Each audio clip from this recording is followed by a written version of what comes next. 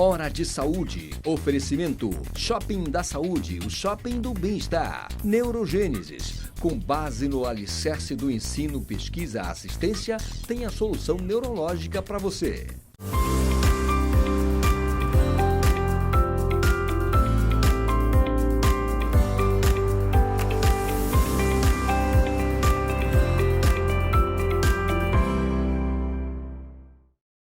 Caros amigos, mais uma vez no nosso programa dominical de saúde, Hora de Saúde, que é transmitido para todo o estado do Pará pela TV RBA, aqui em Belém, canal 13.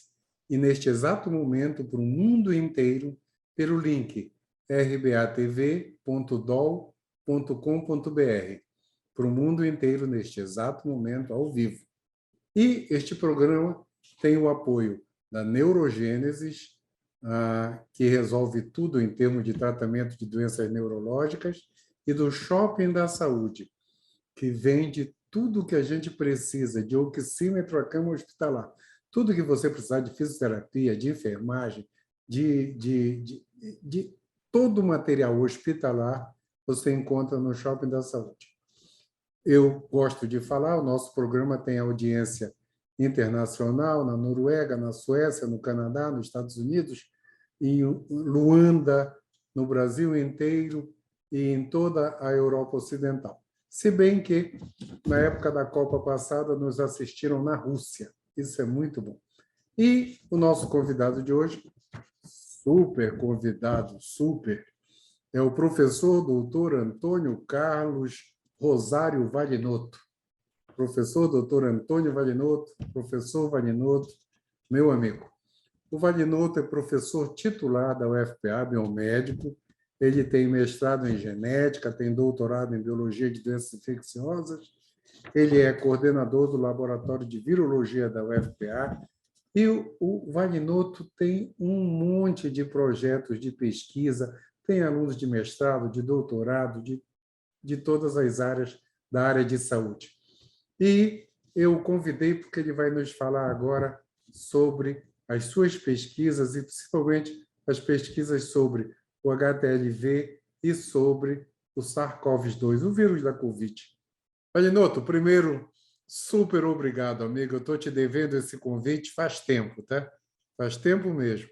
E você, como um dos nossos maiores pesquisadores da região, faz muito tempo que eu te devo isso. E agora, eu conversei um dia desses com o Davi Bichara, e ele me falou da quantidade de trabalhos que vocês estão desenvolvendo com os vírus da nossa região, com o SARS-CoV-2, com o HTLV, e vocês estão fazendo um projeto multicêntrico em termos de pesquisa.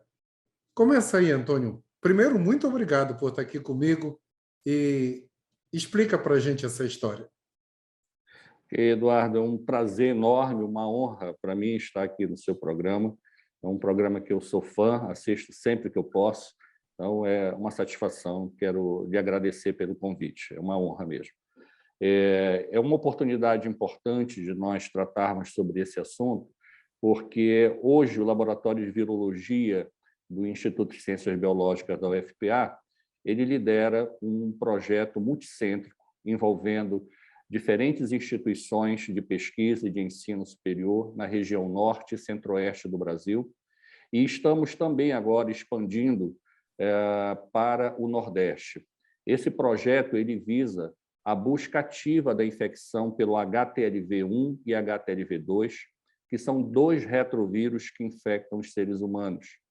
O HTLV1, especificamente falando, ele pode causar leucemia, doença neurológica, doenças de cunho inflamatório, como uveíte, e essa infecção ela é endêmica em muitos países, e o Brasil é um deles.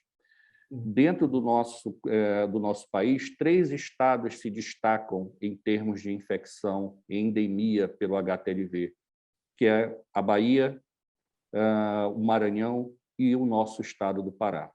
Então, nós estamos fazendo, nesse momento, um estudo desde o ano passado, desde 2020, um estudo na busca desta infecção em diferentes estratos populacionais, Populações urbanas, rurais, ribeirinhas, populações indígenas, né? Porque nós já sabemos, a gente estuda essas comunidades desde a década de 90 e sabemos que elas são endêmicas e algumas hiperendêmicas para a infecção pelo HTLV2.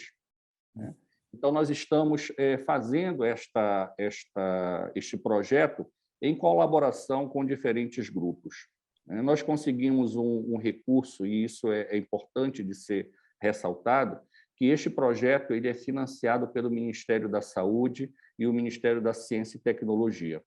E a expansão que eu mencionei ainda há pouco, envolvendo também a região Nordeste, é fruto de uma parceria em que nós conseguimos agora, recentemente, há 2 meses atrás, recursos junto à OPAS.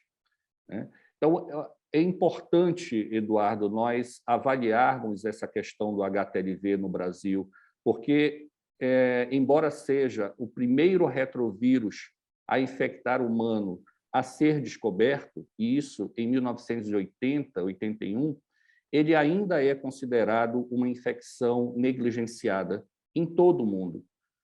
Talvez porque o HIV, que é um outro retrovírus, né, que foi descoberto 3 anos depois, tomou uma proporção, né, de importância mundial muito grande, que todos nós sabemos.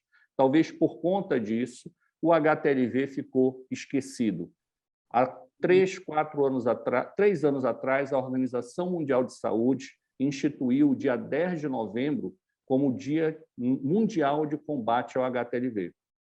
Então, nós estamos associados a diferentes grupos de pesquisa no Brasil e no mundo nessa tentativa de traçar a prevalência da infecção pelo HTLV no nosso país.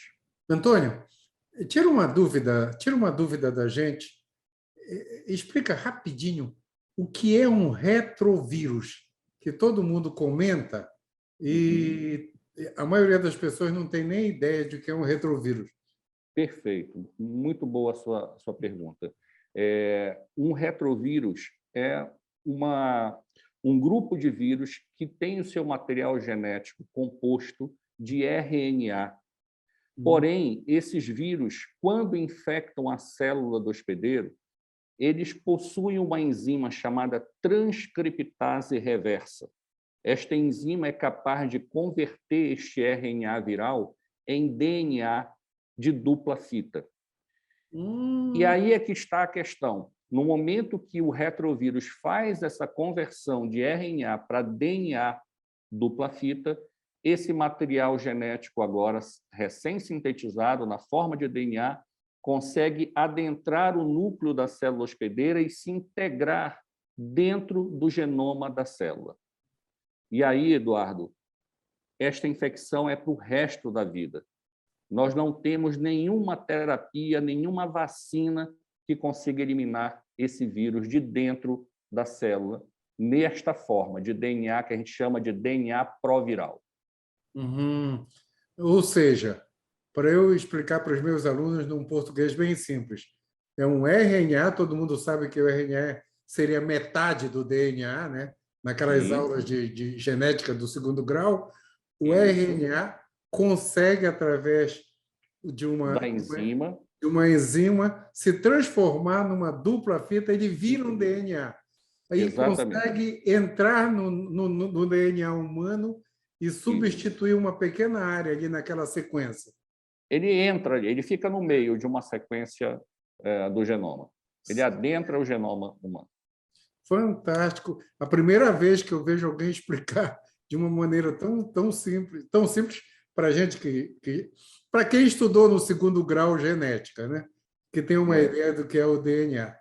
Mas em outras palavras, eu poderia dizer assim: o retrovírus ele pega o seu genoma, o seu material genético e insere dentro da célula do hospedeiro. Eita, fantástico isso. Só para falar em termos de atualização, Antônio, no futuro, o que nós queremos é fazer com as doenças, quer dizer, retirar a doença de quem vai nascer e vai ter uma doença que já está no DNA, no futuro a gente vai querer tirar essa sequência para que a pessoa não adoeça. Seria o inverso do que o retrovíro faz. Sim, hoje nós temos uma tecnologia. Hoje já existe uma tecnologia chamada CRISPR, que foi, inclusive, motivo de um prêmio Nobel de Medicina, né, que é uma tecnologia que permite você retirar de dentro do genoma celular segmentos de DNA, fazer o que a gente chama de terapia gênica, usando essa técnica. É como se fosse uma tesoura molecular que corta e retira sequências de DNA. Essa é uma esperança, Eduardo, para o futuro, né? Que a gente possa utilizar isso como terapia para os retrovírus, e aí considerando o HTLV e mesmo o HIV. Certo. Agora, para te continuar explicando, clinicamente, como é que se evidencia doença pelo HTLV? Que você falou que é negligenciado. A maioria das pessoas infectadas pelo HTLV não sabem que estão infectadas. Essas pessoas, elas cursam a infecção de uma forma que nós chamamos de assintomática. Somente de 3 a 5% das pessoas infectadas com HTLV do tipo 1 podem desenvolver ou a doença neurológica, ou a leucemia, né, ou uma doença dermatológica, doença pulmonar tem sido observada também. Então, veja que é como se fosse um iceberg. O que a gente consegue ver de quadro clínico associado ao HTLV é apenas a ponta. A grande maioria das pessoas são infectadas e assintomáticas, né? Nós não sabemos até hoje, Eduardo, por que somente 3 a 5% das pessoas infectadas desenvolvem uma ou outra patologia associada ao HTLV. Puxa! E aí, Antônio, você vai descobrir como? Tira o sangue e vai procurar o HTLV? Fazendo um teste sorológico simples, chamado de ELISA, que você pode fazer num banco de sangue, quando você se candidata a doador de sangue, isso é obrigatório no Brasil desde 1992, ou então num laboratório particular, por uma solicitação médica, uma pesquisa de HTLV, por um teste de ELISA, ou no nosso laboratório de virologia, nós fazemos isso de forma gratuita, que é parte do projeto, é uma triagem, nós estamos buscando esta infecção dentro da população. E é importante ressaltar, Eduardo, as gestantes, elas precisam fazer o teste no pré-natal, porque o HTLV é transmitido pelo aleitamento materno. Então, isso é obrigatório, né? Obrigatório. Obrigatório. E que populações são essas que vocês estão coletando tudo agora? Nesse momento, nós estamos coletando a população urbana, Belém, área metropolitana. Nós estamos também fazendo um trabalho com populações quilombolas, ribeirinhas e populações indígenas. Certo. Encontraram já bastante, hein? Muito. E... Se você tem uma ideia, Eduardo, nas populações indígenas, há comunidades em que você tem 30%, 40% da população infectada pelo HTLV2. Tá? Aqui em Belém, os nossos dados preliminares, com aproximadamente 1.600 pessoas já testadas, nós temos uma prevalência em torno de 0,6%. Isso pode parecer pouca coisa, mas não é, né? Salvador é considerado a cidade no Brasil com maior prevalência de infecção e gira em torno de 1,2%, 1,3%. Você imagina assim que, quando eu falo 1% de uma população, é como se fosse 2 pessoas por quarteirão, né? É uma amostra muito grande. A estimativa para o Brasil é de que existem em torno de 800 a 1 milhão de pessoas infectadas. No mundo, em torno de 10 a 20 milhões de pessoas. Mas isso, acredita-se que seja subestimado. Eu vou, como o nosso tempo está acabando do primeiro bloco, Antônio, a gente vai começar o segundo bloco. A pergunta é, dá para fazer alguma coisa em termos de tratamento? Pensa aí que a gente vai falar já nisso. Pessoal, só um instantinho que a gente já volta nessa conversa elucidadora com o professor Antônio Valinotto. Só um instantinho.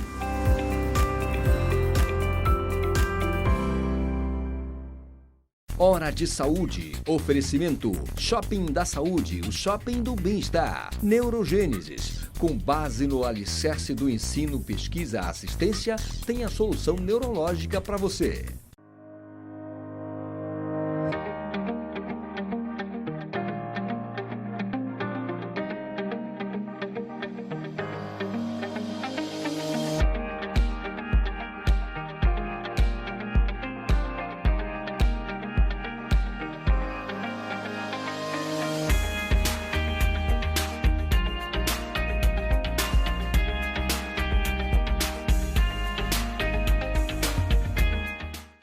A Neurogênesis atua no mercado de saúde com produtos e serviços que se moldam às diversas tendências da transformação digital. Tem como foco estratégias de atuação na Neurosaúde 4.0. O objetivo é revolucionar o atendimento médico e multiprofissional no contexto da neurociência, com entrega personalizada do diagnóstico à reabilitação neurológica. Neurogênesis, educação, pesquisa e assistência. Fones 984-510900, 3085-1600. Rua Municipalidade 985, 19º andar. Hora de Saúde. Oferecimento Shopping da Saúde, o shopping do bem-estar. Neurogênesis. Com base no alicerce do ensino, pesquisa, assistência, tem a solução neurológica para você.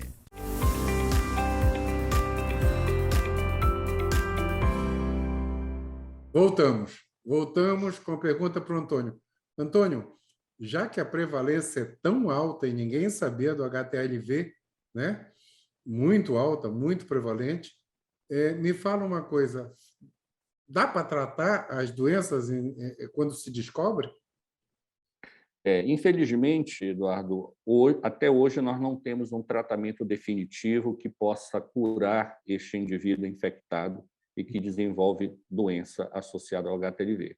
O que nós temos são tratamentos que podem melhorar a qualidade de vida desse paciente.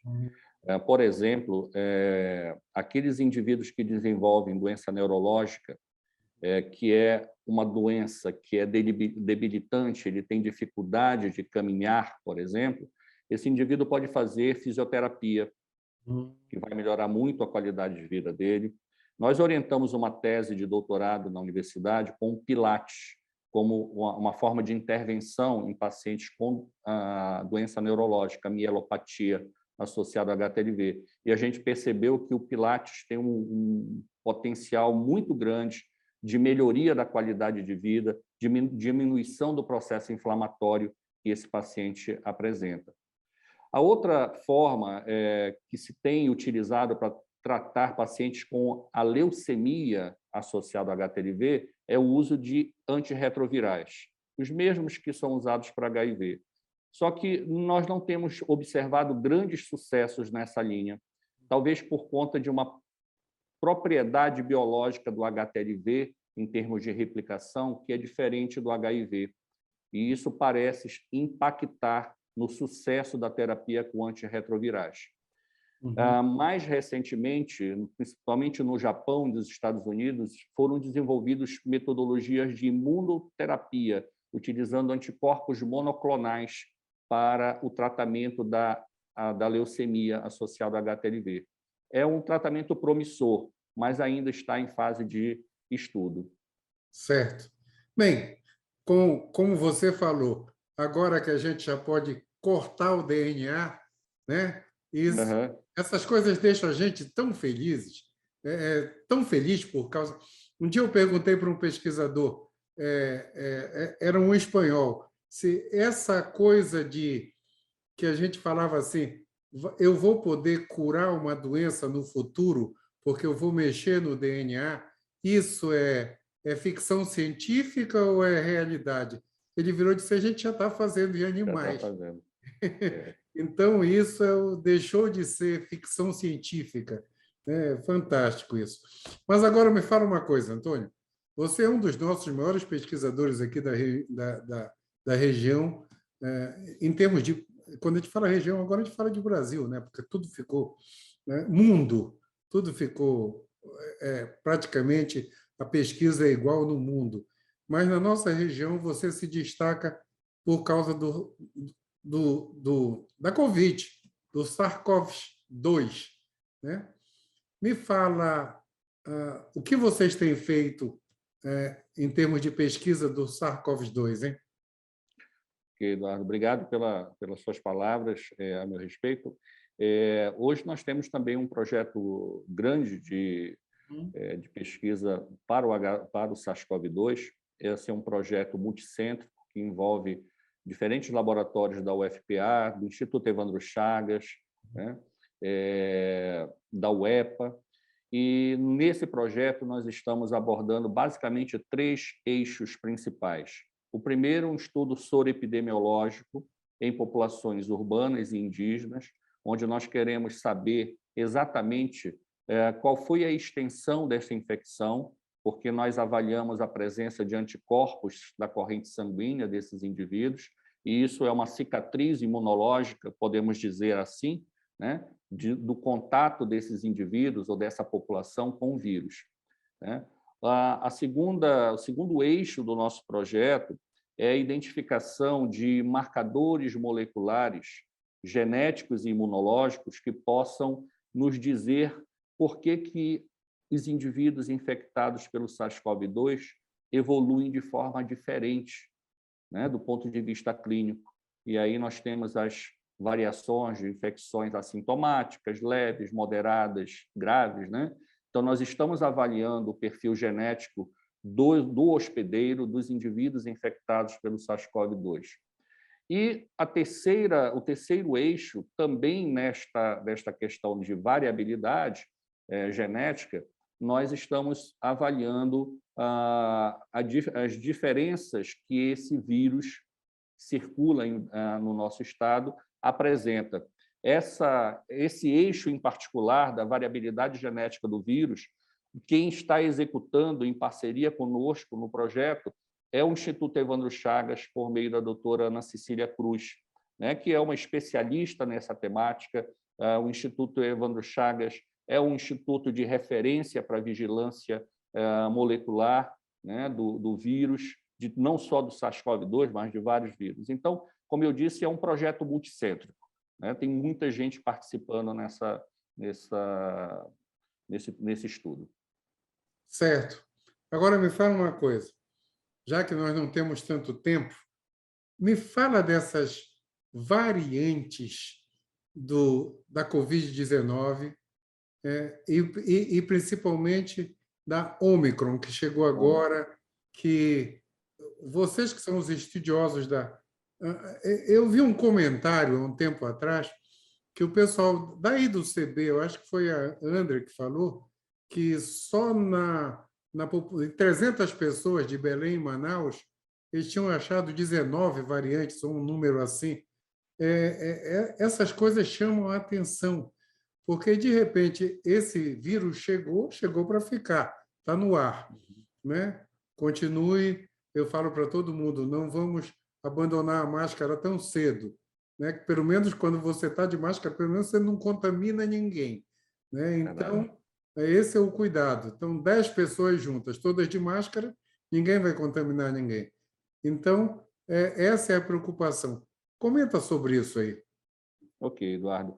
Veja, como se trata de um vírus de RNA, SARS-CoV-2 é um vírus de RNA, então isso é comum de acontecer.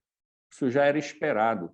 Todo vírus de RNA acumula muitas mutações, né? Então, não é nada diferente. É claro que assusta um pouco por conta da quantidade de mutações que esse vírus tem adquirido com o tempo. Mas isso está diretamente relacionado com a suscetibilidade da população. No momento que a população estiver vacinada, né, você diminui a chance desse vírus evoluir, porque você diminui o número de pessoas suscetíveis, né? A variante Ômicron, ela, na verdade, o que a gente observa é que ela está se multiplicando, muito provavelmente, em bolsões populacional, que a gente chama. São pessoas que não estão imunizadas. Aí você pode dizer, não, mas há casos de pessoas vacinadas que estão infectadas. Ok, mas pelo menos nestas pessoas o quadro ele é leve, ele não é um quadro agressivo. Essas 50 mutações que foram descritas no Ômicron, 32 delas estão na proteína spike, mas nós ainda não sabemos qual é a dimensão desta variabilidade genética. Até que ponto isto vai impactar em termos de quadro clínico, de gravidade da Covid. Mas eu quero deixar uma outra palavra, Eduardo. Eu sou uma pessoa extremamente otimista. Embora esse vírus pareça ser o bicho-papão, né, porque varia muito, tem uma variabilidade muito grande, existe uma outra coisa que varia muito mais e que é muito mais potente, que é o nosso sistema imunológico. O nosso sistema imune apresenta mecanismos que nós chamamos de hipermutações somáticas, que são formas de adaptabilidade desse sistema imune para enfrentar essas variações antigênicas que surgem, não só nos vírus, mas em diferentes micro-organismos. Então, nesta partida, eu sou mais o sistema imunológico. Olha, Antônio, tu falaste agora uma coisa que ninguém sabia. Ninguém no mundo... Eu sou da área de saúde, lógico que eu não sou um pesquisador da tua área, mas ninguém sabia que nós temos um sistema imunológico, nós humanos, que pode se adaptar para rebater a bola, né? Sim. Olha, nós temos o que nós chamamos de imunidade inata, que é aquela que já vem conosco desde o nascimento. Esta não tem grandes potenciais de variabilidade, mas nós temos o que nós chamamos de imunidade adaptativa, formada pelos nossos linfócitos T, pelos nossos linfócitos B, que produzem anticorpos, e é exatamente neste momento destas células que nós podemos ter variações acontecendo no núcleo delas, com o objetivo de adaptar a resposta àquele estímulo que está iniciando a resposta imunológica. Então, eu ainda sou muito mais pelo sistema imune do que pelo vírus. Olha, essa é a melhor notícia dessa conversa agora. Muito legal mesmo. Mas olha, Antônio, professor, doutor Antônio Valinotto, meu amigo. Antônio, deixa eu te falar, estamos no minuto final. Então, considerações finais e dedica o programa, tá? A gente ainda tem 2 minutos. Ok. Minhas considerações finais no sentido de solicitar e pedir a todos que mantenham os meios de cuidado, de proteção, uso de máscara, higienização das mãos, aqueles que não se vacinaram, que se vacinem, os que se vacinaram, mas não completaram o regime de vacinação, que o façam, e aqueles que fizeram as 2 doses, mas passaram dos 6 meses da última dose, faça a dose de reforço. É importante que a gente se vacine. A vacina ela pode não ser o remédio total para esta pandemia, mas certamente ele nos ajuda a combater o vírus. E eu dedico esse programa, Eduardo, a todos aqueles que trabalham comigo nos 2 projetos que eu comentei aqui com você, porque fazer ciência a gente não faz sozinho.